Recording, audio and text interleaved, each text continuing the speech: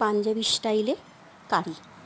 তার জন্য একটা পাত্রে বেশ কিছুটা বেসন নিয়ে নুন, হলুদ, কুচি করা লঙ্কা, গোটা জিরে, গোটা ধনে এবং কিছুটা খাবার সোডা দিয়ে ভালো করে ফেনিয়ে গরম তেলে বড়া আকারে ভেজে নেব।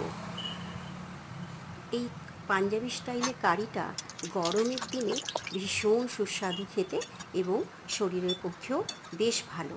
এটা বড়ও ভাজতে পারেন, ছোট করেও ভাজতে পারেন এবং শীতকালের দিনে এর মধ্যে একটু পালং শাকও দিতে পারেন। এরপর আবার একটা পাত্রে বেসন, পেঁয়াজ কুচি, লঙ্কা কুচি, আদা কুচি, গোটা ধনে দিয়ে নুন, মিষ্টি দিয়ে ভালো 4 চামচ মতো দই দিয়ে ভালো করে গুলিয়ে বেশ অনেকটা জল দিয়ে গরম কড়ায় ঢেলে দেব।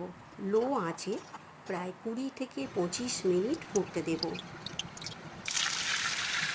এরপর তড়কা বানানোর জন্য ফোড়ন করার জন্য কড়ার মধ্যে তেল, গোটা ধনে, কারি পাতা দিয়ে ফোড়ন করে নেব এবং বড়া দিয়ে বেসনের গোলাটা দিয়ে ওর মধ্যে নামিয়ে নেব।